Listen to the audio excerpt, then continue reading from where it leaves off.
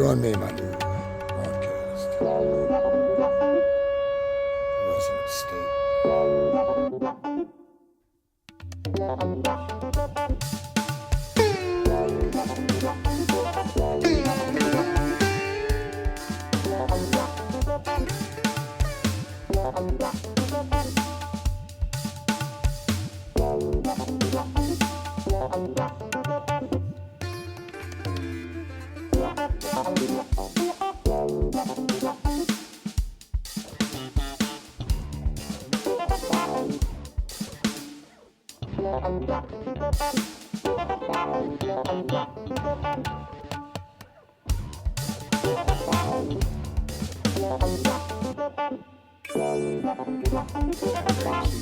Joined by Brett from Psyop Cinema, and we're going to be talking about his recent series of articles in the journal that he is the founder or co-founder of, called the Journal of Cultural Engineering Studies, and it's really a very nice, excellent work. And one thing I appreciate is that there's in academia, both of us have had varying degrees of connection with the academic world, but I mean, taking some of this type of work and putting it into a more professional, scholarly type of format, I think can have a lot of impact. Even though there are things, you will find here and there, but generally speaking, I mean, if you look at the most recent academic journals, they're completely, captured in the current cultural disease, if I dare say it. But anyways, we're going to be talking about NASA and Brett's articles. So, Brett, why don't we just start out? Why don't you talk about your foundation and your journal and how you got started with that, and then we'll go into the specifics of your topic. Sure. Yeah. Well, nice of you to call it a journal. I mean, technically, it's a magazine. We kind of made a conscious decision, whether we're branded as a journal or a magazine. So it's a magazine. Yeah, and it's cultural engineering studies, and this is the print version. Here's the most recent uh, edition of cultural engineering studies. And as you mentioned, I've written a series of articles now. Two, I call them research reports, on NASA and Hollywood, and the relationship between NASA and Hollywood. I mean, let's go back to Decoding Culture Foundation. It's a 501(c)(3), a nonprofit organization that I'm on the board of. I'm the director of research operations for. It publishes a magazine, Cultural Engineering Studies. Yeah, and I'm the co-founder, editor in chief of Cultural Engineering Studies. We study the relationship between, well, I mean, broadly speaking, we study cultural engineering is the term I've used, which is distinguished from propaganda, and that it's not just about the wide scale manipulation of people's political beliefs, but it's the manipulation of culture at large. And this in this edition, actually, we this issue we focus on what I call religious engineering, right? Which to my mind is sort of the deepest layer of cultural engineering, because I think people are fundamentally spiritual or religious beings, right? And so manipulating, the spiritual hardware of people is really kind of the master key to the psyche. It's a sort of deepest layer. By contrast, I think propaganda, in the ordinary sense we think of, paradigmatically, like World War II propaganda, is a more superficial way of manipulating people. It can be very powerful. And there's a political dimension, obviously. I don't mean to say that these are hard and fast categories, that we should separate them. But so the foundation is dedicated to the study of cultural engineering. And specifically, we look at Hollywood. We look at the relationship between the entertainment industry and the federal government is one of our close areas of interest. And there's been a lot of writing, on this topic, but most of it's been in the last, well, I shouldn't say there's been a lot of it. There hasn't been a ton of it, but in the last 20 years, pretty much all of the work on this question of the relationship between the U.S. federal government and Hollywood has been done in the last 20 years. I mean, in the course of the conversation, I may give some of this background if we have time for it. But most of that work, in fact, almost all of it, is focused on the Pentagon and, to a lesser extent, the CIA and its relationship to Hollywood. So I thought, one of the gaps that we could fill in is looking at other agencies. And I think people kind of intuitively sense that there's this close relationship between NASA and well, Hollywood specifically, but the image creating, the image industry in general. And like NASA has such a powerful image and such a powerful brand. So that's something that I just decided I would focus on. Now, one of the things I do is I make FOIA requests, Freedom of Information Act requests with the federal government. And so I'm responsible for pretty much all of the information we've gotten from the federal government about NASA's collaborations, and there's a pretty substantial amount of it. If you want to put up, here, let me send you this. Let me send you this link here in uh, You in could the send it in chat. the chat. That'll work. Yeah, I'm going to send it in the chat if you want to go. So this is um, and we can do it this way too. You can click on that, or I can send you Decoding Culture, and I can show people how to sort of navigate to the records section because we make all of these records public, right? This is the we publish the magazine and we're doing our own research, but part of it, we're trying to facilitate other people's research into this stuff too. So if you click on, say, the Decoding Culture, that'll bring you to the main site right there. And I can show you how to navigate. It's pretty easy to navigate to the records section. Okay. Just a second here. If you want to share screen or how you do it on your end there. Yeah. Um, Yeah. Just. Yeah, but yeah, while you're doing that, I mean, I'll keep explaining. I mean, there's so the records we've gotten, first of all, there's a list. So there's these substantial lists, and we can go to the databases at some point and show that there's like some 700 movies that we can confirm that NASA has supported in some way. And I can tell you that is only a fraction of the movies that NASA has been involved with because there's really no paper trail before the year 2005 for NASA's collaborations. There's very little paper trail. There we go. So that's right. That's not from the website, but that just brings you right to the record section. I've already got it in NASA. So you go into records, federal government, NASA. If you go to say lists, if you want to click lists there and say, how about go down to the one that says NASA list for 2016, 2018, 2019? That's a bunch of lists that were put together because they were sent to me like that. That's the cover letter from NASA. If you just scroll down, and they're divided each year. So it's 2016 is divided between feature films, documentaries, and TV. This gives you a sense of the vast scale or scope of collaborations right here. So for the year 2016, you have these are the feature films. There's a substantially larger number of documentaries and TV collaborations.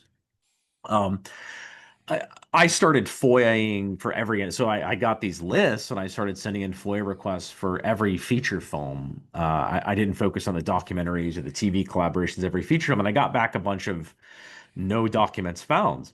In other cases, I got back what are called Space Act agreements. So when NASA fully cooperates with the production, they sign a Space Act agreement, which gives Nat, and we can look at one of those if you want. That would be under productions.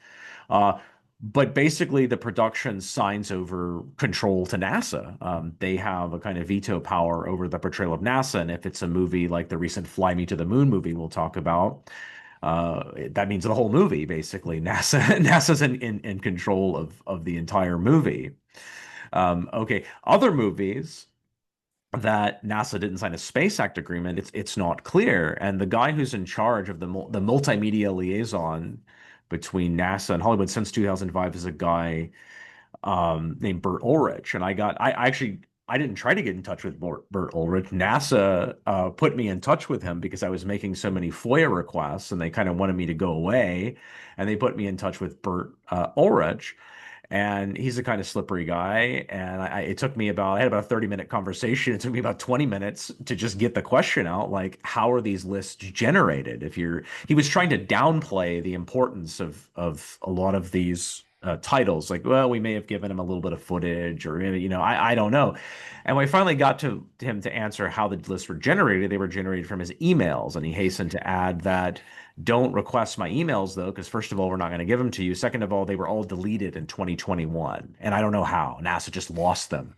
And those of you who, those of you who are conspiracy minded, who have researched the history of NASA, you'll know that there's a kind of a pattern of this, of erasures, right? The moon landing tapes are erased and other things get erased, and which is ironic given NASA's reputation, its self-styled reputation, right, as being at the cutting edge of technology, and stuff like that. So it's kind of suspicious. But let me, but you might say, okay, but I'm still playing this up, and Bert Ulrich is being sincere. Well, I found him on a podcast, the official podcast of Johnson Space Center, uh, 2, 3 years ago, bragging about for the year 2021, which is interesting, is the one year I don't have a list for because they said they don't have it. For 2021, bragging about the volume of collaborations and playing it up, exactly the opposite of what he was doing on the phone with me. When I saw that later, I mean, I had a sense that he was not being honest. And when I found that, I was like, wow, yeah, this guy is completely dishonest. So that's kind of really the most superficial layer of this thing, though. But here's something I found out from him, though. So I was also sitting in FOIA requests to NARA, to the National Archives, because if it's not within the record retention schedule of an agency, which is, I don't know, somewhere between 10, 15, 20 years, depending what agency you're talking about, they're going to say, hey, don't ask us, go ask the National Archives. Well, the National Archives has exactly 0.00 documents on NASA's collaborations with the entertainment industry, even though this is extensive, even though movies like Space Camp from the 1980s use Kennedy Space Center, right? There must be documents, there must be agreements, and so on. Nothing, nada. And, I finally got pushed up the chain of command to the top NARA specialist on NASA documents in general. And he explained to me that what probably happened is they classified these documents as the most temporary possible documents so they could get rid of them. Now, if you think that that is just a coincidence or they didn't think that was very important, well, some of the documents that I found suggest otherwise. So the guy named Lawrence Seward, who is kind of a reviled figure in Hollywood DC studies, because Lawrence Seward was the kind of official historian of the Pentagon regarding their relationship with Hollywood. Donald Baruch, who was the Pentagon's liaison to Hollywood from 1949 to 1989, kind of chose Seward as his guy. And Seward, he lent all of these documents to Seward, and Seward kept them.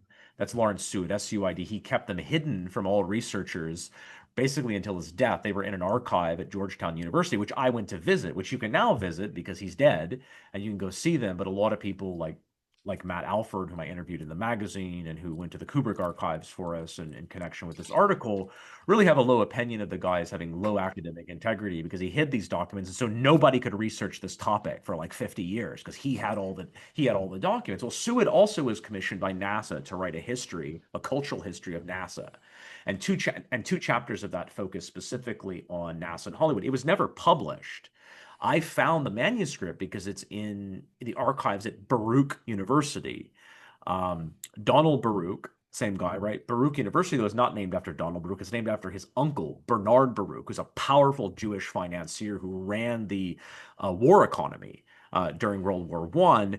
And the Baruch family is responsible for bringing, this is interesting stuff to you, Hans, who's responsible for bringing the first jazz bands over to the United States and really part of the engineering of pop culture at various levels.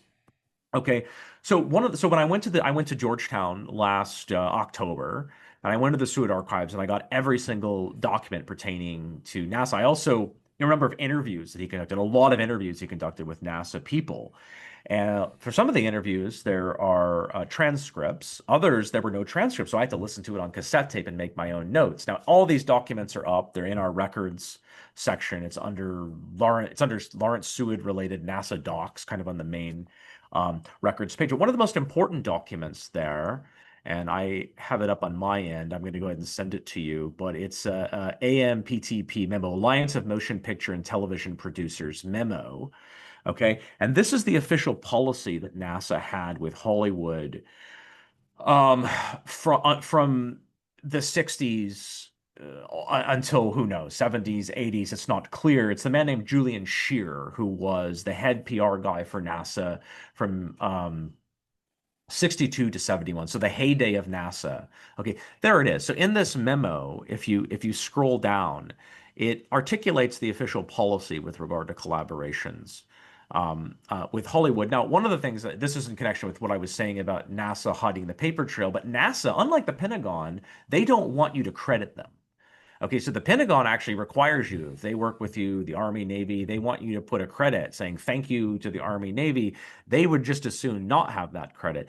Now, one of the, let's see. Okay, so here, stop where you are right here. So this, the most interesting section is right here where it said he, being Julian Scheer, he said that technical assistance would be given to anybody who requested cooperation, and the cooperation would not be withheld because NASA did not like the script.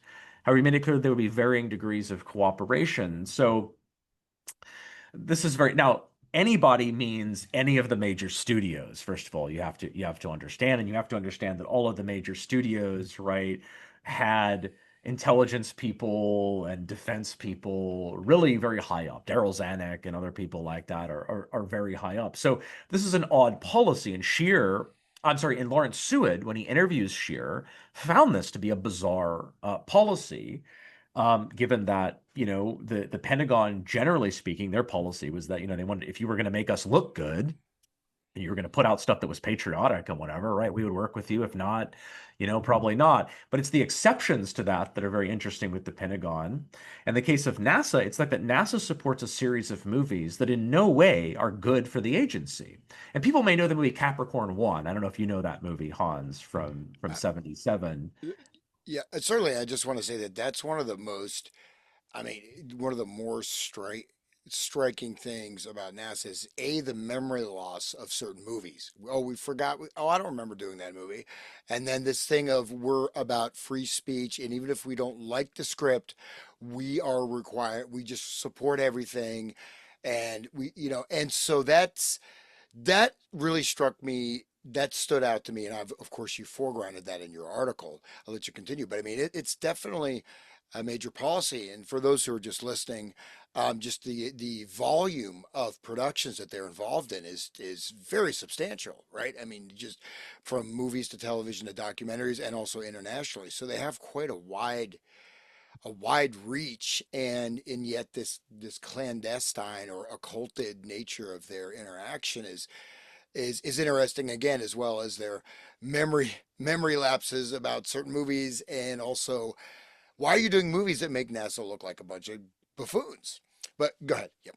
Well, more than buffoons. So, I mean, in Capricorn One, in that movie, spoiler alerts for people who don't know about it, NASA is going to try to do a Mars, or they're set to launch the rocket to go to Mars, but the fact is they can't do it, and they let the astronauts know on the launch pad that, hey, we're not actually doing this. This is not going to happen, but we're faking it, and we're going to bring you out of here, right? And you're going to have to play along with the hoax, and they don't like it, but they're threatened by the administrator to do it.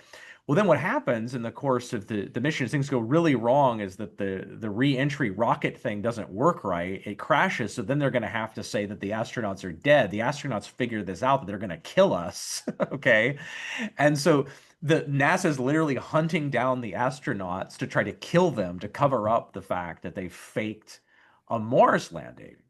Okay, it isn't just that NASA gave passive support to this movie, they let them use Marshall Space Center. Okay, they gave an incredible amount of support. Now, Julian Scheer wasn't there at that time. However, Julian Scheer was in charge nominally in charge of making these decisions when they made two other movies that Seward questions him about. One is Countdown from 1967, and the other is Marooned from 1969. Now, in Countdown, which comes out 2 years before the alleged moon landing, um, the plot of Countdown is that NASA is trying to make the moon landing. They're trying to beat the Soviets, space race, right? They beat us in Sputnik. We don't want to get one-upped again in the moon, but it turns out that it looks like the Soviets are about to get to the moon before us. So just so we can beat them, because we're desperate, to beat them, we send a man, James Caan, on a suicide mission, a one-man unmanned spacecraft, just so we can get there first, and maybe not, we'll be able to rescue him. Well, he gets there, and it turns out the Soviets have in fact beat us, and they're dead, and he's probably going to be dead too, and the movie ends. So what this movie is doing, and it'll become clear what it's doing when we talk about Maroon in a second, what it's doing is it's saying the whole space race thing, right, is a bunch of nationalistic craziness, right? And we're supposed to believe, right? This is the height of the patriotic fervor around the space race and nationalism around the space program, and NASA is giving full support, giving their unprecedented amount of support to that production, which is directed by Robert Altman. Now, Maroon comes out in '69, same year as the moon landing, and that's about um, a mission to there it is. That's about a mission to a space station because that was supposed to be the next thing that they did after the moon landing was going to be the space station. And so the crew is on the space station.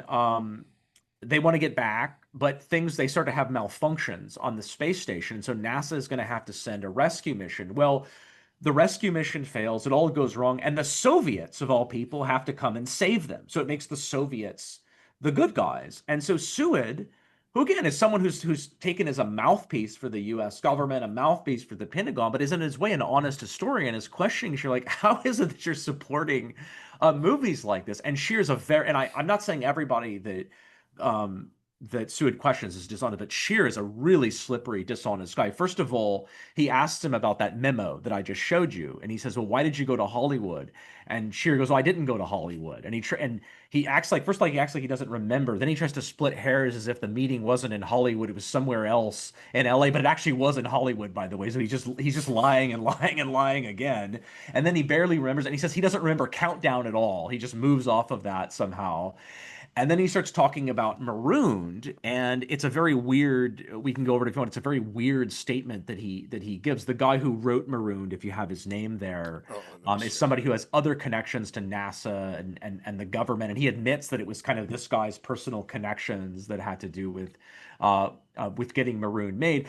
But you see, so I'm talking about stuff in the second article now. In the first article that I wrote in the last edition, I started to get into the kind of prehistory and the early history of NASA Hollywood, and also some of the more recent collaborations that I discovered through these FOIACs. And the pattern that starts to emerge is globalism, right? Is it clearly NASA is linked into this sort of Anglo-American globalist establishment, and it's just underscored here by the fact that in this, what we're all led to believe, what we're all taught in school is the height of the space race and all the patriotic fervor around it. NASA is supporting movies that portray all of this, right, as a bunch of nationalistic mania.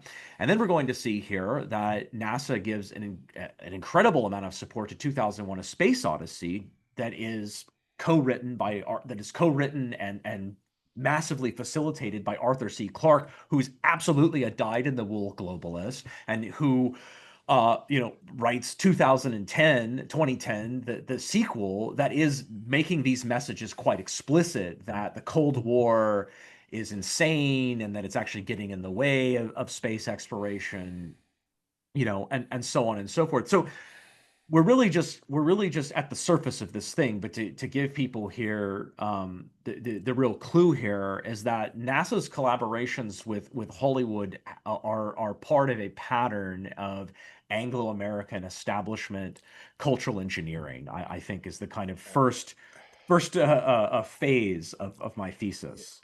And I would just add a caveat there is that we say Anglo-American, I would say City of London, Rothschild International Financial Networks, and United States, because basically the England has been under that dominion since at least the Opium Wars, and so in a sense it is that the power center of the City of London that is, and I would say to a large extent even probably still superseding the authority of the United States ultimately, in terms of the hierarchy. But absolutely, the this particular, these various bodies of interlocking networks. But again, when you, and not to go too far afield, but you don't need that many people in to be part of a particular agenda as long as they have the right authority or they can exert types of governance for what other people are doing. And so there's a lot of these sectors where you have one or two or three or four key people, and everyone else is just kind of going along, or they're part of a different agenda. So even some of these groups, even like larger scale groups, okay, of course, the roundtable group is, of course, very powerful, but even these groups can be under governance of another organization, like even the WEF and things like that. So these are ways to also consolidate elites. And, I would hypothesize that I think they're also getting their directives, through certain key players. But continue. So there's two directions we can go with this. And we'll take them in turn, right? But the one is looking at the origins of NASA and the Tomorrowland collaborations, and looking at the Tomorrowland film that came out. But I think what we should do is look at, because you mentioned London, right? Is we should go to London and talk about 2001: A Space Odyssey. Because it's the story of NASA's involvement in 2001: A Space Odyssey is really astonishing, and it forms the central section of this long article that I wrote in the recent issue of Cultural Engineering Studies on the NASA Hollywood relationship. And it was the US Embassy in London that, according to Ordway, to um, sorry, I'm Fred Ordway, right? Fred Ordway, the NASA engineer who becomes the chief technical advisor on 2001: A Space Odyssey. He writes this retrospective. He was interviewed by Seward, so I used his interview as well. But he also wrote this retrospective in the early 80s about, a very detailed retrospective about the making of 2001: A Space Odyssey, right? And he writes in that retrospective, he writes, I mean, in his own words, he writes that the U.S. Embassy in London would help to coordinate assistance. That is, coordinate assistance between the production of 2001 and then this whole host of military industrial contractors. Okay, because so Scheer claims this is incredible. Right? He claims that NASA, quote, didn't lift a finger to support 2001: A Space Odyssey. Now, this is an incredible bold-faced lie. It's like, if you read the article, Absolutely. you can see that this is, I don't know what he thinks he's hiding at this point, because it's just the support was extensive. And Ordway, who himself hails from this very powerful banking family, and was good friends with Arthur C. Clarke, who's going to be the through line through a lot of this support. Ordway writes openly about how while he was working for NASA, so he had the blessing of NASA, and he and another fellow named Lang, Harry Lang, Hans Lange, who would leave NASA to go to Hollywood. While they were working for NASA, they were working for Kubrick, and he would end up leaving NASA, Ordway, but that wasn't clear it was going to happen at first. At first, while the production was still in the United States, before Kubrick had gone over to Borehamwood Wood Studios with Arthur C. Clarke in England, they were doing all the pre-production stuff in the United States, and they were getting full support from NASA, to the point where, Ordway was, I mean, he says we were going in and that's the other thing too, taking pictures, going into at the Langley facility, to Kennedy Space Center, to Marshall, all of them, and they were getting total access, taking pictures everywhere. Clarke already had access to everything. Clarke, it's astonishing. Clarke knew just about everybody. I mean, I have a letter, you can look at it in our records, where Seward writes a letter to Clarke, asking him for an interview and stuff. And Clarke says, I noticed that I'm on first person terms with like half of the people on your interview list. There was a meeting in the early 70s at Walpole Island while the public interest in the space program was really flagging, and NASA as a cultural item was really, because it really burned out very fast, the fascination with space. And there was a meeting on Walpole Island. I think that's what the name of the island is called, among NASA people, to like, what are we going to do about this? How are we going to, ramp up our PR? And this is according to Scheer, the only outsider present was Arthur C. Clarke.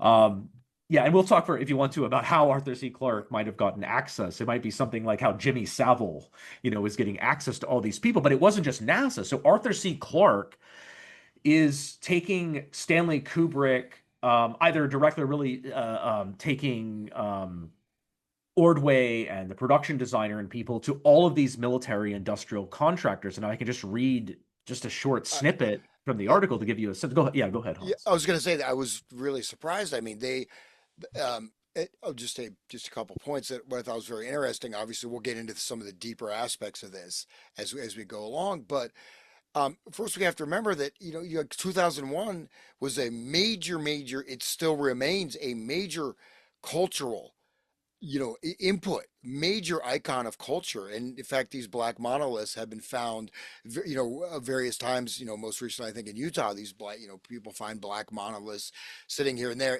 And Clarke, as well, we'll get, you can describe more of his stuff. I grew up reading his work, and he just, at the end, he just says straight up, this God, the universe. Oh, it's Satan, actually. He Yeah. doesn't, and the sun, Saturn turns into Lucifer, Jupiter. I mean, but the amount of resources, because it's a science fiction movie, and they were working on technical constructions, right? They had all the military industrial contractors were working with them in terms of technical support for a whole array of things in the film. So they went all out for that, an almost unprecedented level of access. And I thought that was really surprising. And of course, to deny that, um, and then just bracket that. And the other thing is, we can hit on this: is the moon landing hoax? Is it real? Is it not? And how they're doing both sides of that argument. And as far as I know, the Van Allen radiation belt means that you really, at this point, you can't necessarily go to the moon. I know people say there's secret space. I tend to believe that the moon landing there's a lot of evidence it was completely faked, but it was an agreement with Kennedy and Khrushchev. We'll let you guys do it. It was a propaganda. It was it was a spectacle. It was something that existed in the consciousness of the public. Um, and I don't want to Okay, I'm taking you off course, but the Flight of the Navigator, we'll get to that. I thought was really a fascinating film, and and there you have all these disembodied beings that are simply composed of cultural artifacts, right? Movies and stuff in space, and I think, in a certain way, which initially that was going to be my question to open this up, and I think I may have answered it in a certain way. Why is NASA important? And in a certain way, NASA appears to actually be one of the central cultural shaping government agencies. I mean, CIA, Pentagon, but this stuff usually tends to be pretty obvious, right? What they're doing. You know what I mean? And so I'll leave it there, but I think there's just so many interesting threads that's there. But again, they really believed in. I mean, this had the full support of everything. It wasn't like, you know what I mean? Okay, very amazing. Well, yeah, and I mean, even Sputnik. So the official story of Sputnik is, oh my gosh, the Soviets got a satellite in space and they shocked us, and it caused us. And in fact, I looked into this, and actually, the general public didn't really care about this very much. It was an elite. It was an elite attempt to gen something up, and in fact, the whole Sputnik project was a international cooperative project that U.S. people were involved in. They knew it was going to happen. So all of this has been a lot of smoke and mirrors. But back to 2001 and coming back to the London embassy. Okay, so Ordway writes that. Okay, so we relied heavily on advice and material provided by the National Aeronautics and Space Administration, and I'll say more about direct NASA support. There's no question NASA gave extensive support to it. Okay, but they also relied on, quote, a considerable number of private companies and universities. And as I write, Clarke was instrumental in securing access to both. Quote, Clarke and I had a long session at the Grumman Aircraft Engineering Company in Bethpage, Long Island on the 11th of March, reports Ordway. The first of several visits designed to keep us current on progress with what was then called Apollo's Lunar Excursion Module. And then as I write, the number of military, industrial, and other private contractors with government connections that assisted 2001 is absolutely stunning. And I give this one paragraph to give you a sense of it. This is Ordway writing in his retrospective. I found myself visiting General Electric's Missile and Space Vehicle Department near Philadelphia on discovery propulsion, the Bell Telephone Laboratories in Murray Hill, New Jersey on deep space communications, the Whirlpool Corporation at Benton Harbor, Michigan on food equipment to be used aboard Orion 3 and Ares 1B, Honeywell Incorporated at Minneapolis on a variety of vehicular controls, and IBM in Armonk, New York, and its Elliott Noise contractor in New Canaan, New Connecticut on all our computer sequences. Cooperation arrangements made from our New York base were later continued throughout production at the MGM British Studios in Boardman, England, partly with the help of the U.S. Embassy. Okay, so in addition, I had, by the way, I had Matt Alford, who is a great researcher on the Hollywood DC complex, a PhD at he teaches at Bath University in England, and he's written Real Power and co-written National Security Sentiment, a lot of stuff. I interviewed him in the magazine. He went to the Stanley Kubrick archives for us. I can talk a little bit about how the Stanley Kubrick archives are actually trying to conceal a lot of information about this and other documents. You can't actually photocopy stuff, but you can go and make notes, and that's what he did. But so one of his notes, though, and I'll talk about some other ones, but one of his notes mentions that they also received some limited assistance from Dr. Ronald Smelt, the chief scientist and vice president at Lockheed Aircraft Corporation. And I can go on. So the U.S. Embassy in London, which helped coordinate support, there's a picture, and I don't know if you want to go to the pictures of the article. We have the article up, by the way. The people can order the magazine for print, but we're going to get it all up digitally. And the NASA Hollywood article is up. The whole article is up as one of our sample articles. And there are some pictures in there that I took from this Ordway retrospective, which there's some pictures from the set of 2001: A Space Odyssey. One of them shows the U.S. Air Attaché, who's actually Ralph L. McKellis. Ordway identifies him as James McKellis. There's two members of the Office of Naval Research, the Polish-born Dr. Bodo Bartocha and Burton Edelson, who's later going to work for NASA in the 80s. But then the best part is there's members of the Soviet embassy. Okay, Boris Polikarpov, who's a member of the Soviet embassy. Go to the very top if you want to go. So go to the very top of that and click on Cultural Engineering Studies issue number 2, and that'll bring you to the sample articles. If you just scroll down, you can find the Hollywood NASA Hollywood Part 2. There's mine. So you click in there and you scroll through and you can zoom in and zoom out. I think you can just download it as well. But anyway, so the Soviet members of the Soviet embassy visited the set. I mean, the set was like a convention.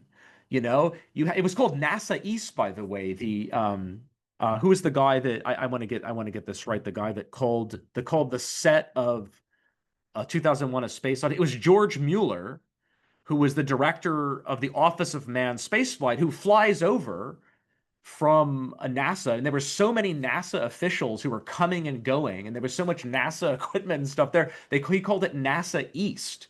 And that became kind of a slang term for the set of 2001: A Space Odyssey, NASA East. And so you've got, you know, you've got naval intelligence type people, you've got U.S. embassy people, you've got the Soviet embassy, people from the Soviet embassy are showing up on the set. You've got all kinds of people. It's like a convention over there. And at the middle of it all is Arthur C. Clarke.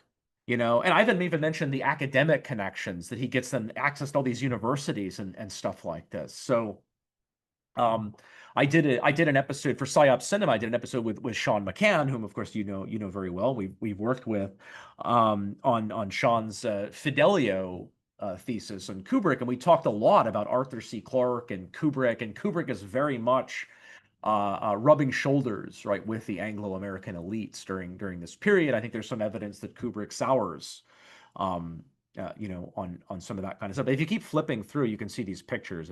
That's sort of the early part of the article. Keep on flipping to the middle part of the article, and you'll see the pictures that I'm talking about. Yeah, I know it gets kind of, you've got to flip. You can't zoom in and flip. You've got to like flip and then zoom in. It's just sort of the I just wanted to mention that let's see, wait, share. Okay, this is more. Where's my shared screen? Oh, screen sharing is paused. Okay, share. I can see it. Yeah. Okay. Yeah. So, but even in the okay, oh gosh, where did it go? Okay, wait, what's sharing here? Is it, no, that's something else. But even in the Maroon film, which is absolutely anti-American, really. And I was just, and Cher says, "Oh, I didn't want to make the film," but you look at the extent of collaboration and what they didn't just help a little bit. They helped quite a bit, not to the extent of 2001, but they gave substantial support, including giving basically an Apollo 1 space capsule, right, to use like an actual. So this, I think this is part of that overall Cold War BS, you can say, because without, of course, there's a lot of communist infiltration going on too, but basically, without the U.S. support, the Soviet Union would have collapsed dozens of times over. I mean, they were starving. I mean, the United States you supported them massively. And so this whole, and the space race and the Sputnik thing, at least in the media, was a huge cultural event, right? The Sputnik, they had the first satellite, that, and it would became like beatnik. The Nick of beatnik came from Sputnik, right? You know, and so you see this, playing all these different sides, and really, really extensive. I wonder if NASA is more of a media outlet than it is a space program. But so Greg, I'll keep flipping through this, but it's amazing that like they forget, and if you didn't want to do it, then how come you gave them technically Well, millions of dollars of I support? found that in another book. Someone had found this memo where Scheer admitted that it reflects badly and didn't want to do it. Now, when he's talking to Seward, he has another story altogether. What you realize is that Scheer is not the person making these decisions, even though nominally he's the man making the decision. They're coming from Washington. The decisions are coming from headquarters on this. Now, a number of PR people, like the guy who ran Kennedy, a number of engineers, they hated working on these movies, and they had exactly the reaction you would think. There's Kubrick and Ordway, but that AMPTP memo that you put up earlier explains that once NASA headquarters has approved collaboration, all of the space centers have to go along with that. That was very important. Like they're not making individual decisions at Marshall or Johnson or Kennedy or Langley or whatever. Once it's approved, they all have to cooperate with the production. And that's very key. So if you flip to the next page, I think you're going to see the Soviet. Yeah, there you go. So I think that's the one that you're going to see the Soviet people. Is it on that one or maybe the next page? Um, Yeah, it might be that one. Or maybe is it the next page? That shows, so that's the bottom left there. That Well, shows, Soviet embassy, visitors for the Soviet okay, embassy there's right the there. visitor. Bottom right is visitors from the Soviet industry. Bottom left is like U.S. air attaché and naval research and so all sorts of people from military, the deep state, right? I mean, all these deep staters are just coming in and out, and there's no evidence of hostility right here between Soviets and Americans or anything like that. They're all happy to cooperate in this movie. Now, why? I mean, so what is you have to look at what is the message of 2001: A Space Odyssey and what it's really about. And I mean, it's specifically about what I would call, the religious dimension of the Anglo-American globalist worldview, and the black monolith that the ape men encountered is supposed to come from some superior extraterrestrial species. Now, Clarke did not believe. Clarke said many times he did not believe in aliens, and he thought it was silly. I can't remember the source of this. I don't put it in there, but I remember seeing somewhere where he was kind of bemoaning the fact that Kubrick was kind of buying into the extraterrestrial thesis a little bit. So what is this really? If he doesn't believe in extraterrestrials, then who is the superior species? Well, I mean, there's two ways to look at it, but I mean, it all boils down that basically this is the elites themselves. This is their self-image of themselves. Now, if you want to view it in quasi-supernatural terms, you can look at Fred Hoyle, and some of them believe that these are themselves in the future, right? That they've you see this in movies like Tenet, Christopher Nolan, where the elites are becoming very obsessed with time travel, right, and manipulating time, and this idea that our future perfected evolutionary superhuman selves, or the elites, right, have mastered time so they can go back and then they can direct the evolutionary process. But I mean, if even the ones that don't believe that, right, they see these creatures as sort of metaphors of themselves, right? They are the superior species. They are the ones at least destined, right, to be gods. This is the transhumanist, religion of the future stuff. Um, and Kubrick himself in a 1980 interview that I quote here said that the idea was supposed to be that this is the astronaut at the end, is taken in by godlike entities, creatures of pure energy and intelligence with no shape or form. They put him in what I suppose you could describe as a human zoo to study him, and his whole life passes from that point on in that room, and he has no sense of time. Anyway, when they get finished with him, as happens in so many myths of all cultures in the world, he is transformed into some kind of super being and sent back to Earth, transformed and made some kind of Superman. And as I note there, very interesting that Ordway, the technical advisor, and his wife, they attended a performance of eugenicist George Bernard Shaw's Man into Superman with Kubrick's assistant Roger Karras and his wife the day before principal photography began. Um, some of this stuff in some ways is even more obvious in the earlier book that Clarke wrote, Childhood's End, which I think you reference, Hans, where it's literally these beings that have come only for the children, right? Because the adults are hopeless. They've come to take our children and evolve them and give them psi superpowers. But these are literally like what we think of as the fallen angels. These are the reference of the true reference of what Lucifer and the fallen angels are. And then in 2010, which the plot of which involves a joint Soviet-American space mission to go find out what happened with the astronaut and the black monolith. It leads to the birth of a new son, which is called, at least in the novelized version, what? Lucifer. Lucifer. Yep. Yeah. So this is the sort of, if you like, this is the deepest sort of spiritual religious layer of their worldview. And that's the importance of 2001. And that's it's not the only example we can give of NASA, involved with this sort of thing and supporting this kind of thing, or the Anglo-American elites in general. But I think that is the key significance of that collaboration and of that production. And people should, I would be remiss not to emphasize that Arthur C. Clarke was a pedophile. Arthur C. Clarke basically admitted it in I guess it was a Sunday Mirror article that I quote. He basically admitted that he was a pedophile, and he just said the most vile things in this interview, where he says it he says the fuss. Let's see. I think most of the damage comes from the fuss made by hysterical parents afterwards. If the kids don't mind, fair enough. In that same article, I mean, it's disturbing. He talks about um, knowing this unnamed intelligence agent who is a pedophile and a great guy. Who, I mean, it's and and then I mean, people can look at the story about this article themselves if they want. There was I think the careers of the people who wrote the article were ruined afterwards. And Clarke tried to walk it back, but it's widely known, and he basically admits it in that interview, that he was a pedophile. And everything we know about Jimmy Savile, and the access that Jimmy Savile was able to secure to everyone from Margaret Thatcher to Prince Dracula, I mean King Charles, whatever his name is, who came to knight. This article about Clarke, by the way, was written on the occasion of then Prince Charles coming to knight Arthur C. Clarke. And I mean, look, like, and I know I'm just like blowing through a lot of stuff here, but the dark secret of specifically the British upper classes and elite is boy pedophilia. Look at Lord Mountbatten. Look at the Wikipedia article, if you want, of Lord Mountbatten, the uncle of King Charles and stuff. I mean, this is the dark secret, right? That this stuff is their sickness. This boy pedophilia. And so it's disturbing when you see the unexplained level of access that Arthur C. Clarke had.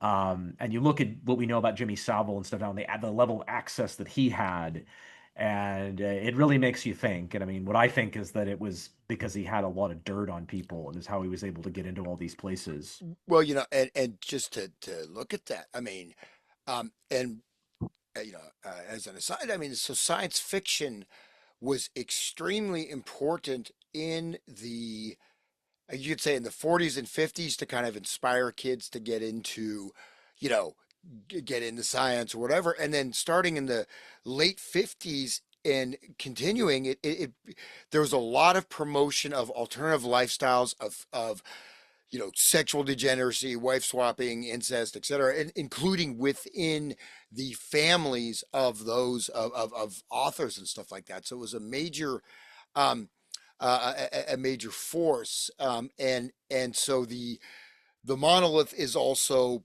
it's it's a Kabbalistic symbol, and so the Kabbalistic symbol, it's a porthole between worlds, dimensions of 1, 4, and 9. Um, and so you see this imprinting of that, and then again the pedophilia of Clarke, who it could be it could be posited. I probably have to. I don't know if I want to reread his work, but when I was a kid or whatever, I thought it was quite good. But I mean, his work, like a number of other science fiction authors, can really be seen as a mode of cultural engineering more than it is literature. more, primarily. And so this promotion, whether directly or subtly, of sexual degeneracy, drug use, and this sort of occult worldview, including again the monolith being a porthole, a dimensional porthole. And we can, I don't know if you ever covered any of that stuff with all the stuff going on right now, and various, hadron collider and etc. These different portholes, but um, in a sense, they're ultimately, swearing their allegiance to Lucifer, to Shaitan, to whatever, dark forces. And then when they talk about the evolution of humanity, one last point is that even within communism, and a lot of these elite people were also dallied, with the left and communism. That's just another mode of bringing about this, world, sort of world state, and individual control. But even in communism, who is the actual people and the actual workers? They're much like the Talmud, right? There's only a certain select number of people that are considered human. So who's actually going to evolve? It's not going to be the viewer. They don't posit that, for this, for this thing. So there's a lot there, and really significant imprinting on 20th century culture, in many, many ways. And I think, again, we can see the fruits of that. But anyways, Arthur C. Clarke, just real quick question. Like, I don't know much about his, I know about all his connections, but what was he like as a person? What was his lifestyle? What did he do? He didn't write that many books per se. So I don't know if you know much about him, like biographically. I'm just kind of interested, like, what was he like as a man, so to speak? Well, I'm not an expert on Arthur C. Clarke. I mean, I did quite a bit of looking into him. It's kind of troubling when, like, when I was at Georgetown at the Seward Archives, and I'm finding his letters written on this stationery from some obscure university in Sri Lanka. And then it hits you, why is this man in Sri Lanka? Sean McCann can tell you about more of his research into the Sri Lankan Odyssey of but he's there because of the boys, and he was, and there were many accusations you can look at about him there and other people. And I don't know that anybody said he was difficult to get along with or whatever. I understand that it seems like Kubrick distanced himself from Clarke after this production. And then you see what happens is that every movie that Kubrick makes after 2001, first of all, 2001 is this incredibly optimistic movie in its way. I mean, if you share that worldview, it's an incredibly optimistic movie. It looks forward to, a certain segment of the population evolving into Superman. And by the way, the Star Child at the end, in the in the original version of the screenplay and in the novelized version of the novel, was written as they were writing the screenplay. It wasn't an adaptation of a novel. They worked on this together, Kubrick and Clarke. He nukes the planet, because humans are, so yeah, it's all of the, and people are familiar with this at this point now, this anti-human worldview of the sort of the people that have brought us the climate change agenda and all this stuff. Humans are bad. We got to get rid of humans, type of stuff. But I don't know. I don't know a lot about exactly. Ordway doesn't say, nobody says anything bad about him, but why would they necessarily? That he was difficult to get along with, or that he was high-handed or anything like that. I don't know. I can't say a lot about his personality. But the stuff you're talking about, that this sort of brings us into what to me is pretty close to the deepest layer of this, right? It's really what this stuff has to do with trauma-based mind control and abuse of children, and where NASA fits into this picture. And as far as science fiction, yeah, so the respectable term, right, is normative fiction, right? The not respectable term is predictive programming. That science fiction is the ideal vehicle for that, because when you alter people's imagination about what the future will be like, you then alter the future, and then you then control the future. When you control people's sense of possibility and likelihood, you control the future.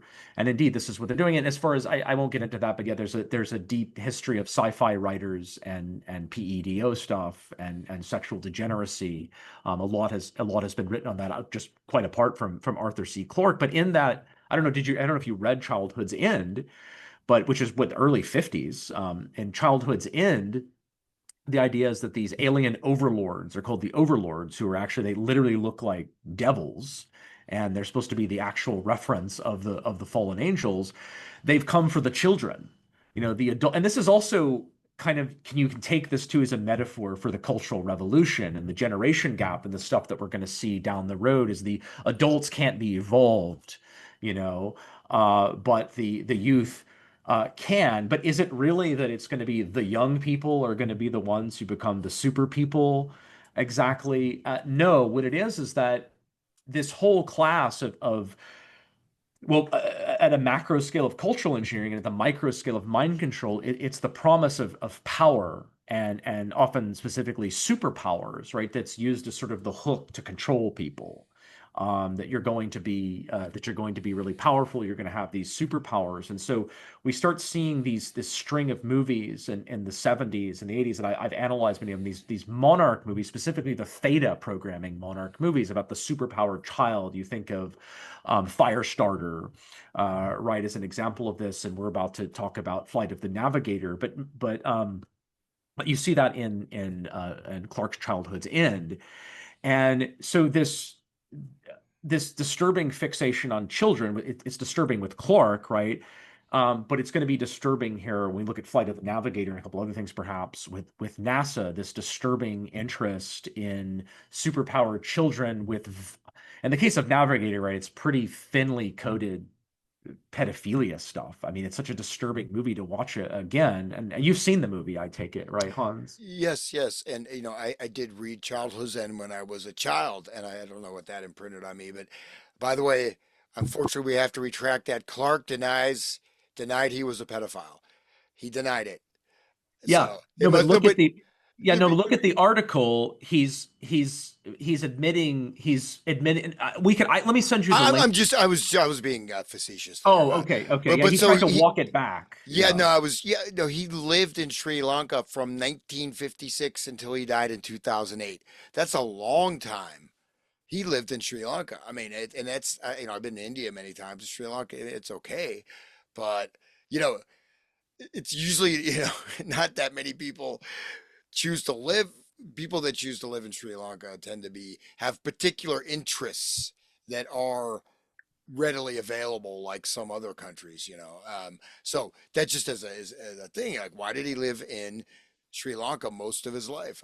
The article is difficult to find. There's a link to it at the bottom in the notes. And you'll find not just him basically admitting that he's a pedophile, but talking about other people, great people, like a British intelligence guy he knows, and other people involved in that. I mean, I will pretty much stake my reputation on the fact that, look, I mean, the only reasonable conclusion is that Arthur C. Clarke is a pedophile, or well, was a yeah. pedophile. What would you? I mean, you see these levels of cover up. That's why I just, there was I just saw the number of articles. So it's not true. And then just like Epstein, right? Epstein wasn't blackmailing anybody. No, Case no. closed. FBI. It's. I was just looking for that reference you mentioned there. I'm looking at your notes here. If you can, do you Here, know let me. which one I'll it tell is? you. I'll tell you what it is. Hold on. Okay. It was because it was in the it was the article was in the Sunday Mirror. So let me find it. It's going to be footnote number. It was like 11. Okay. Go This back is like here. number 11. Is that what it is in yours? Um, Maybe I'm. Suid. I think it's different here. I'm seeing it No, I here. have it. No, it's not 11, or is it 50? I don't know. I can't. So I Oh, might see okay, this. here it is. The free, it's the one that says the XL. I can't, it's so small. It looked like 11, but it's actually XL. So go to X. Here, I'm going to just cut and paste it to you. The Okay. pagination is a little bit different, and the notes are a little bit different in the Uh, version. I'm looking at my own version of it. So let me put it in there. Um, and then you can pull that, because it's really worth reading.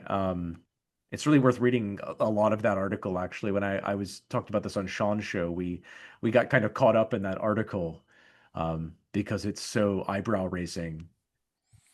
yeah, no, no, it's quite interesting, and that this, I mean, in a sense, I mean, the as you said, the imagination, you're. I'm going to just close this out because it's getting a little weird with the navigation, but the controlling of the imagination, the controlling of the threshold of possibility. And a lot of these movies are aimed, generally speaking, for, children, teenagers, or generally speaking. And so you really are framing the future. You're framing the entire ground of what is possible and what is right and what you should aspire to.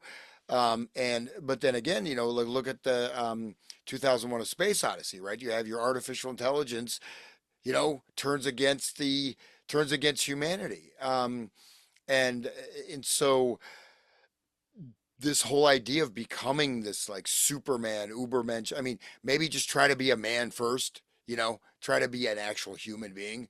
Um, but this is the elite, madness in a certain way, and these particular systems and coding of control does actually go back to ancient Egypt, where and that's why there's a lot of always these, including like monolith and stuff, references to ancient Egypt in terms of developing this system where there's a certain the people that can only really see the real world and are able to fully develop in their capacity are the elite, and everyone else is kept in various stages of misinformation, ignorance, and exploitation, energy harvesting, etc. So it's it is another cherished uh dream buzz, down the drain now. But this I think that, again, I think you've proven pretty conclusively that, I mean, NASA has had, really been a major player in a lot of these broader social cultural engineering practices that have long-term of generational impacts, not just, you know immediate impact, but they are affecting generations, right? That are shaping and governing the whole flow of humanity itself into a certain direction. And yeah, and Flight of the Navigator is so important because we call it a revelation of the method style. It's showing you this. It's because yes, NASA had been targeting child audiences, right? We see that to this. They say they're targeting young audiences, but back to what you were saying. So like it's apotheosis is the word, right? It's not, today we see it inflected through a transhumanist worldview and wanting to use technology to engineer, the elite into gods, Yuval Harari type of stuff. But apotheosis is an inversion of Christian theosis, and it's been around, of course, long before transhumanism.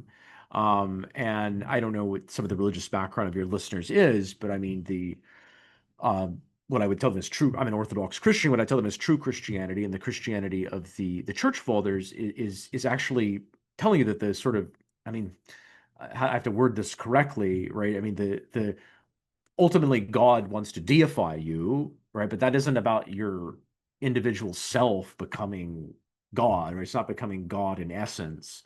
Apotheosis is about, the self becoming God. So you have this basically an inversion, a flipped over version of Christian mysticism.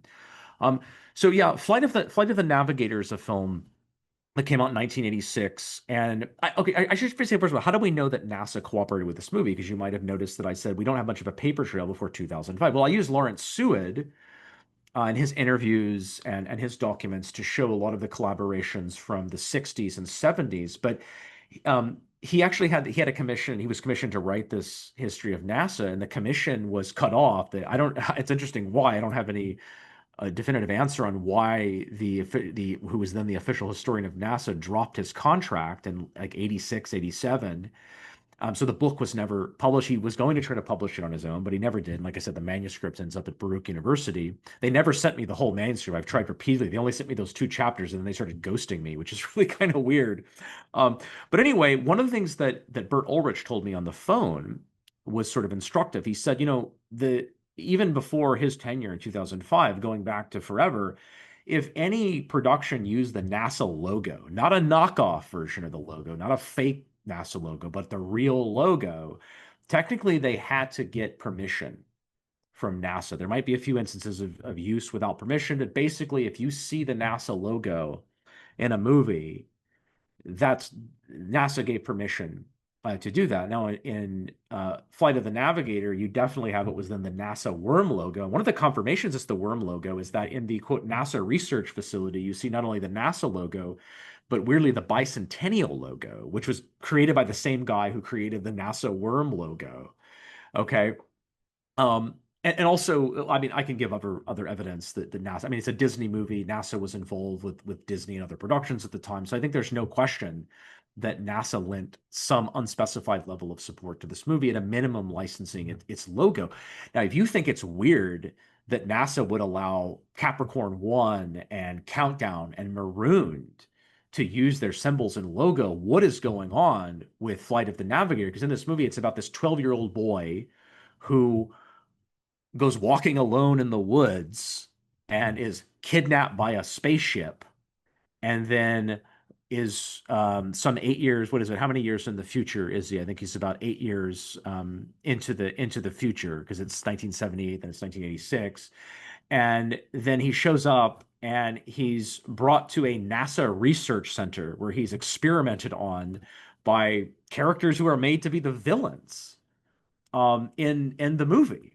Okay, and what's going on is a very I mean, if you're familiar with enough of seeing this enough in movies, you see that this is mind control stuff that they're doing. They're doing psychic driving stuff. They have him with the MK Ultra helmet, and the spaceship, who's voiced by Paul Rubens, Pee Wee Herman. Okay. And the spaceship is also at this NASA research facility, and he's in telepathic communication because he's got superpowers now, because trauma gives you superpowers. So he's in telepathic communication with the spaceship, and he's resisting. The programmers are trying to get information that's like star maps and information out of his head. All of this stuff, if you've read this Kathy O'Brien and Fred Springmeyer, if you read this Monarch literature, all of this stuff is right out of the Monarch mind control literature, all of the computer programming and charts in the head and all this stuff. So then he's the spaceship is telepathically communicating him. So he escapes with the spaceship, but this is really a sort of coded portrayal of a dissociative fantasy, in fact, because the spaceship also hooks him up with the same type of helmet, puts him in this same type of chair, straps him in, and also says, you have to give me this information, and I have to extract these star maps out of you so I can, quote, go home, and then I'll send you back home. And that's the steps right there. So this is what's really chilling. If you go back to that, what are those steps, Hans? Is some of your listeners who are very conspiracy woke may know from that FBI memo that was much publicized during the Pizzagate scandal. That is a symbol that the FBI has identified as the boy lover symbol. And if you think this is all of this is just coincidence, in the making of documentary Life After Navigator for this film, the puppeteer, production designer, one of them, talks about how one of the alien menagerie was supposed to be a quote sex worm. Now, the ship interacts with him, who's again voiced by Pee Wee Herman, a guy that was arrested for child porn in 2002. Okay, it communicates with him in the form of a phallic orb. If you look at this, even the cover of it looks like he's being attacked by a phallus. Or it Um, looks like it almost like an anus too, like see like someone leaning over. I mean, you see someone bending over. So it's yeah, it's very I mean, and again, so this is what age range? This is for like five, you take your 5-year-old kid to see this movie, right? I remember Um, seeing it as a kid. Yeah, and I thought it was weird. Like I remember really liking the movie and feeling really good. It puts you in a sort of a trance when you watch it, actually. yeah, and there's one clip picture here where he's wearing the NASA hat. But and so he has this. Um, it kind of reminds me of I'm actually doing a few shows on this. So the recent Chat GPT psychosis, and there's one guy who was very, nice, great job, corporate job, and then somehow he started communicating with Chat GPT and he got convinced that he had to save humanity and he was living in the future and he had to talk backwards. So he was talking backwards to people. Completely, and that just happened, recently, mental hospital. But that idea of you are in this totally controlled technotronic grid, right? But you are there to save the world.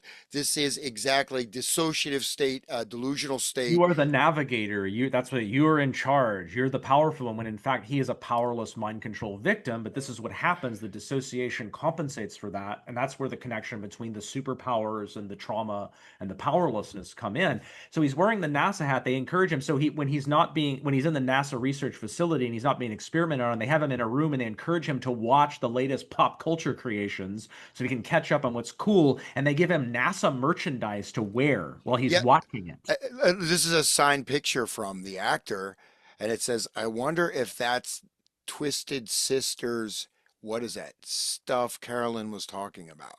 Yeah, so he's watching MTV music videos and stuff to catch up on what's been cool. By the way, the kid in the documentary about the makeup, and by the way, he went through, was drug addicted and I'm sure suffered all kinds of sexual abuse. And he grew up, by the way, in like a hippie sex cult, right? But anyway, in the documentary, he's wearing NASA stuff as a grown up and he's breaking down and crying and he's like in an infantilized, it's very sad and very, very disturbing, but they're really waving it in front of you that this is a programming movie. And it's not just about him being mind controlled. So all the stuff about pop culture is signaling you that the audience themselves, that the target audience of this movie are themselves being mind controlled in a way that's analogous to the micro. It's the micro to macro mind control, and they use this occult technique that we refer to as revelation of the method, where they're in a sense showing you what they're doing as they're doing it and breaking down the barrier between fantasy and reality. And the ship is basically, like you said, is an amalgam of pop culture. It communicates with him in a way that he'll think is cool and fun, and it plays Beach Boys um, songs to him and stuff. The kid's name is David Kramer, by the way, who was in the same year, he was in a TV pilot called I Man about a father played by Scott Bakula and his son who developed superpowers after being exposed to a mysterious space canister inside a NASA truck. So Uh, but just like this is like an artist thing, from the film, probably used for promotional material. But notice this artist picture here with all these little demonic attachments or alters, personality alters. You look at his face, mhm. you know, he looks like a drugged out zombie, and then there's the little thing coming out of his looks. Well, anyways, well, if anyone's watching it, I'm not gonna Well, so describe it, but the guy who did those steps, Edward Eith is his name, EYTH, who's interviewed in the making of documentary with a picture of a puer, not a picture, a sculpture of like a young boy behind him who designs those steps.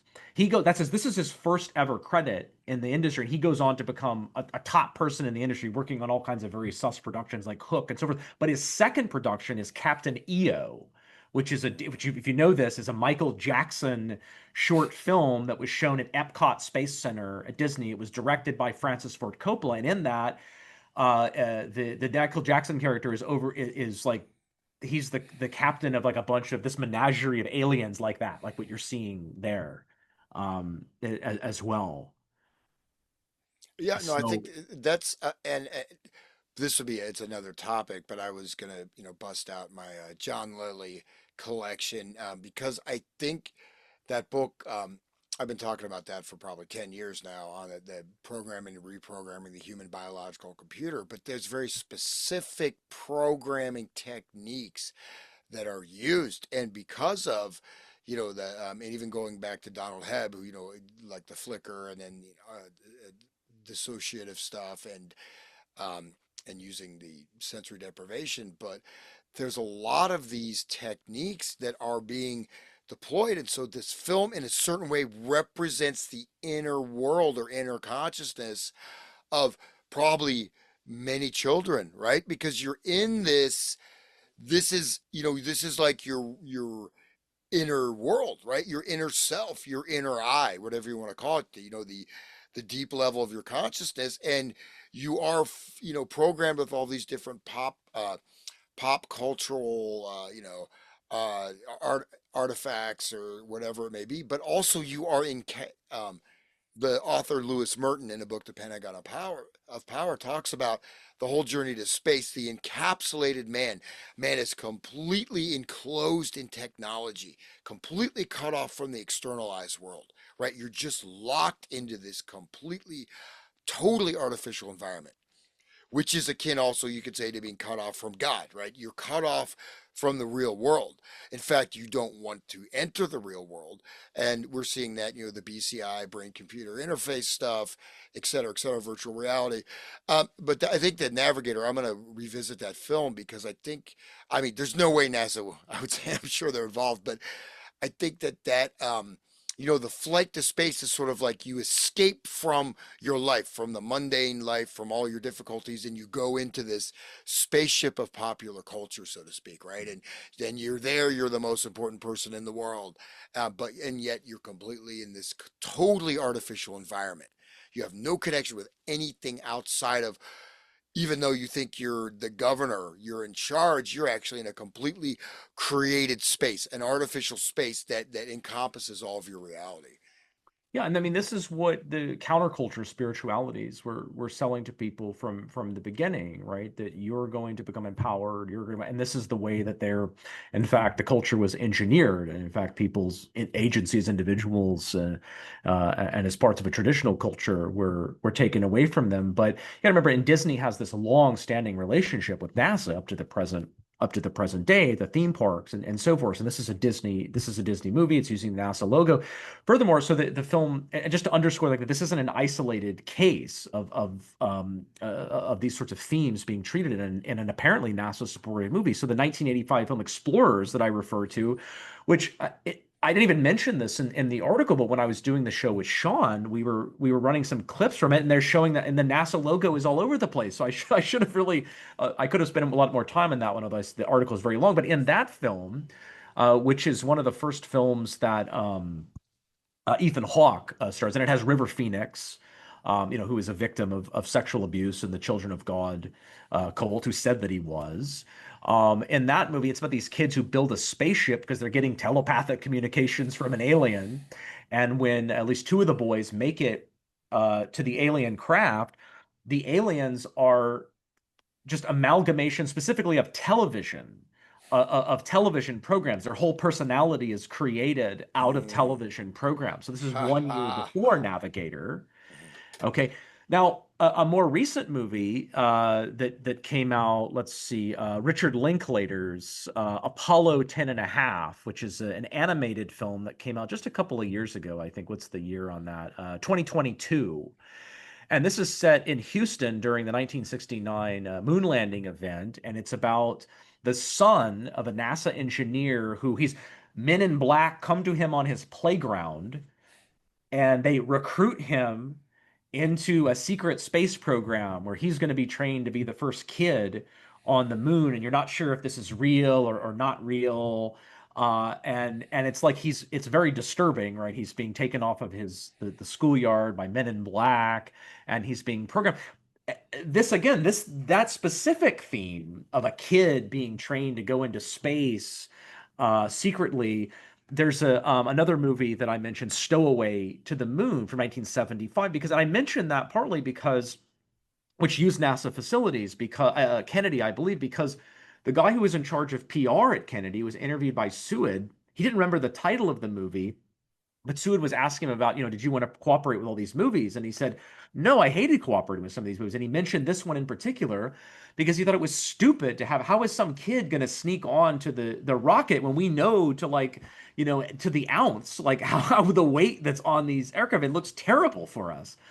But again, it's coming from above. Like we want NASA to really be promoting these kinds of themes of kids in space and secretly going up into spacecraft. So there's just a long lineage of this, and hopefully people who listen to this conversation will appreciate the disturbing overtones and undertones of it, Yeah. the mind control subtext.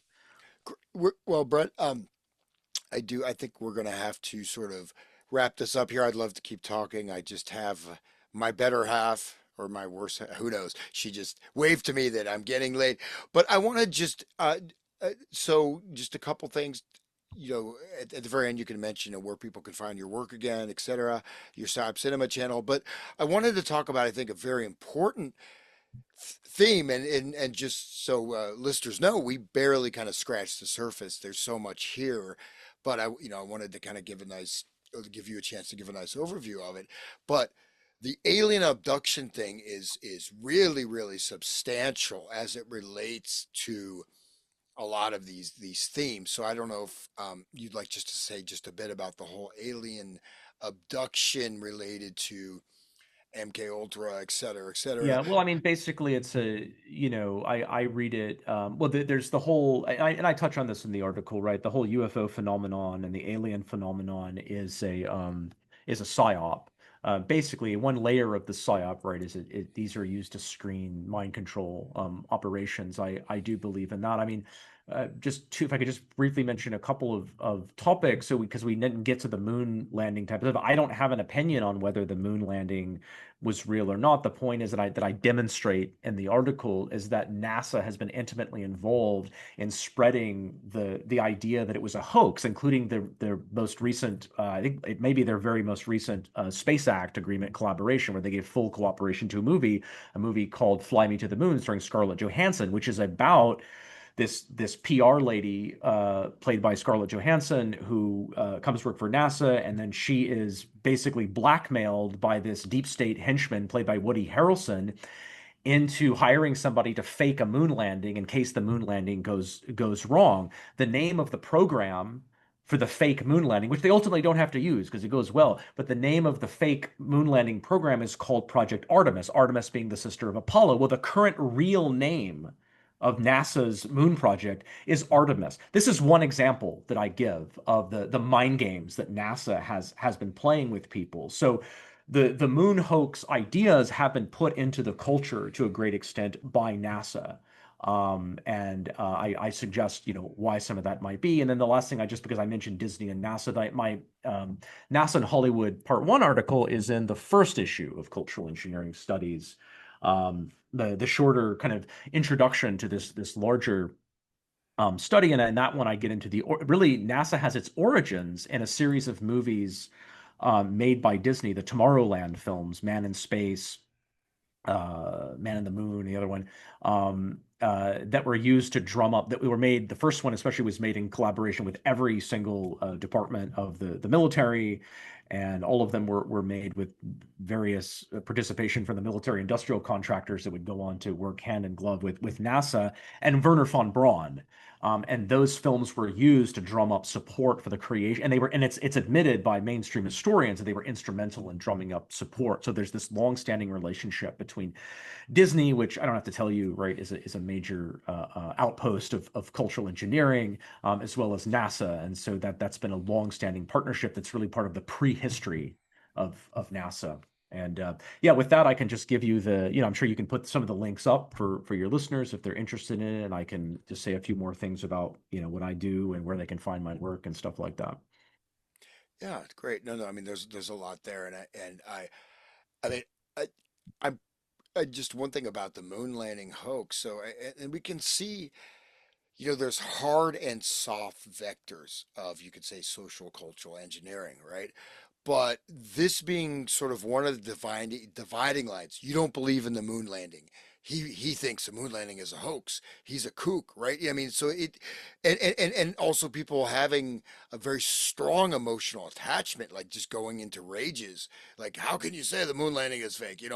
I'm gonna, I mean, but I'd say at least all the evidence I've looked at, it's with the technology they had back then. I actually John Glenn used to live in Columbus. I actually met John Glenn a couple times, um, and he was a nice guy.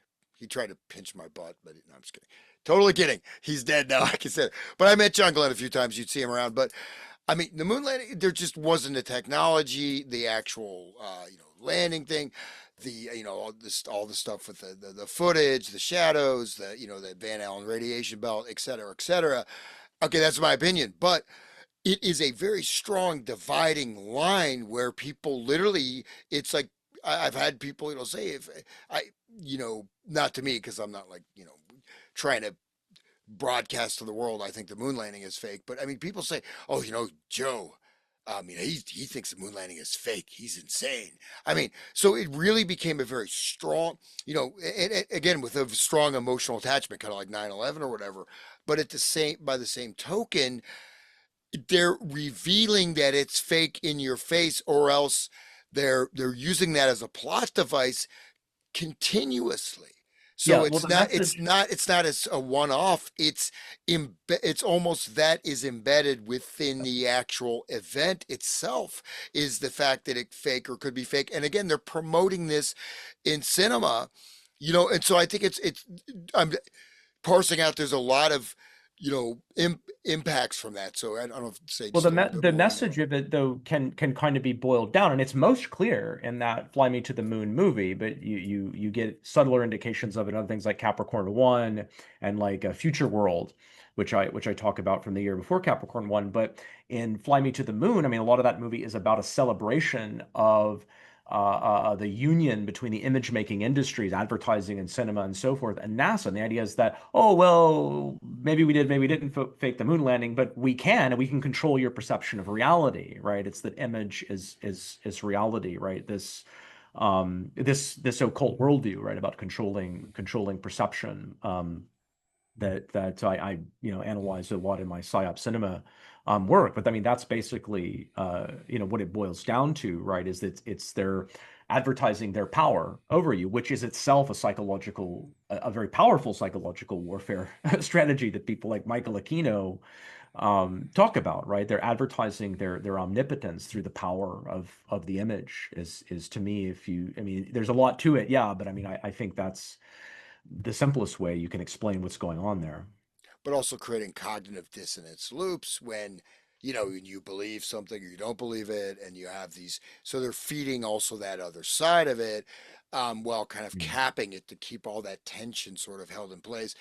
And then just like with that Flight of the Navigator, I would hypothesize that there's probably a lot of people walking around in their subcon, but they're living in a very kind of limited plane of their conscious awareness. Behind that, they're actually living in some type of a movie. They're living on a spaceship in their subconscious mind. I mean, I think that's much more common than people might think. That, and it will come out, with, like I mentioned, the Chat GPT psychosis. Well, even no matter how on the surface you seem to be a well-functioning member of society, if you can just go from being totally normal and talking to some chatbot, you're going to become absolutely completely gone, like psychotic, gone. I mean, like total insanity. um, I think it's much, much more common. A lot of people's energies are going into these inner sort of circuitry, right, of these programmed things, just like the entities. And you mentioned the film Explorer, which I haven't seen. So um, I think there's a case to be made. I think which you did make too, with that NASA really started as with Disney, right? Started as an entertainment company, but on a very deep level. Of course, we talk about Jack Parsons, JPL, et cetera, et cetera. Um, but yeah, so everybody, please check out Psyop Cinema. Check out my channels, and this will be up on my new radio show here. Help me brave the censors. I don't know why. I'm like the nicest guy you'll ever meet. I'm totally uncontroversial, but I'm going to become controversial now. But um, and so yeah, it's good. It's great doing actual archival research, and I'll call it a journal. Even you call it a magazine. I'll put it in the rank of it. I'll call it a journal magazine. But it's a great thing you're doing there. And you know these are not just I mean, well, we can see the absolute massive mental health crisis we're having right now. This derealization, this all these types of whatever body modification, et cetera, et cetera. I mean, but it's people have really lost their way, and this has been one of the major steering forces. Is of course, as you do in your show, is the cinema, et cetera, et cetera. But just seeing that NASA, Oh yeah, I was going to ask you, like, so with the NASA logo, is there anything like in the analysis of that logo, like, is there any hidden meanings in that? I haven't looked into that, but it is kind of an odd logo. No, But I mean, I think if people check out I think Sean was looking at, oh, maybe the Artemis thing. He was analyzing some of the occult language. I mean, again, I encourage your people in your audience to build off of the research. I mean, I'm going to kind of move on to other things. I spent a lot of time over the last couple of years, working on NASA and the entertainment industry, and I'm still trying to compile more records. I'm still following more records, but I hope people in your audience will build on this research, and because frankly nobody had done a lot of it that's well grounded in sources and stuff like I've done. So I mean, I hope people will build on that work. But you can the website is, and I hope you'll put it up, decoding-culture.com. And that's where that'll link to the records. It'll link to where you can buy the magazine. The magazine is $30 if you want to print issue 1 and 2 or $30. I think if you buy them together, you get a little bit of a discount. We have databases where we've compiled. You can search through. So if you want to see if a movie was supported by the FBI or the CIA or the Army or whatever, you can search through the databases. And then when it shows you that, it'll give you a link into the records so you can go to the actual files. And then we've created a certain number of sub databases, including a database of all of the NASA um, collaborations. Yeah, you're in records, and that's how you go to the records. That's not the databases though. So that's how you go to the physical record. It also links to my FOIA requests within there. But if you go up there and you go to databases, there you go. That's how you can. That I hope will be a very useful tool, and hopefully has been a very useful tool to researchers. We're also working on an article section. We've got a lot of you mentioned the UFO alien thing. We've got a lot of work up by the Collins brothers, who to me are the premier writers on the alien UFO deception. We've got a lot of their articles up that have been published in other places. And then we're starting to put some original articles up in our articles section. That's not the magazine, that's just the website article section. My colleague, DCF President Thomas Millery, who published an article on Peter Thiel's transhumanist philosophy in the recent issue of Cultural Engineering Studies. He's going to have a very long, extended study of Peter Thiel that's going to come up. There's an interview with me from Dan Boguslaw in the article section, and so we're populating a lot of stuff in the website, but really proud of the records section and the database section and so work. And then I'm also the co-host with Thomas of a podcast called Psyop Cinema. There's a Patreon page. You can support us. We have premium episodes. I did a premium episode a couple years back on Flight of the Navigator, which I used extensively. I drew extensively on in writing this article, but my attention had already been drawn to that as a mind control film during my psyop cinema work. So, and you and I have collaborated before, Hans. If people want to check it out, we did that one with Sean on Eyes Without a Face as a kind of proto Monarch movie, and we did that great. I don't know if people will find that on Sean's show. We did that one on Miss American Pie, the Don McLean song. I really enjoyed doing that with you. I thought that was a pretty illuminating discussion. So maybe people will check that out if they enjoyed this discussion. all right, great. Well, please, yeah, please support Psyop Cinema and Brett's other work. Please support me. I need it, man. I'm just trying to survive. But I'll just close with this My website is hanslutter.com, and I will have the links of my various media platforms in the show notes. Just as a closer, I did look this up, and so this is just a quote. The chevron is described as an occult symbol in astronomy, and it is claimed it is related to the Hebrew meaning of the word nasa, which translates, quote, to deceive or Yeah. beguile, as a serpent to Eve. Well, look, and they name it's just the yeah. I mean, I mean, of course, the occult threads kind of are woven through my discussion, but that's a whole separate study that has to be done because I mean, just they name everything right after mythology, and it's and the Jack Parsons stuff you mentioned. It's a deeply occult saturated organization, NASA, and these powers of mass mind control and cultural engineering are ultimately occult methods. So Yeah. All right. Well, hey, thank you so much for coming on. It was a real pleasure, and I hope everyone buys a print copy of your magazine. And I will talk to you the next time we have a discussion. And good night, and God.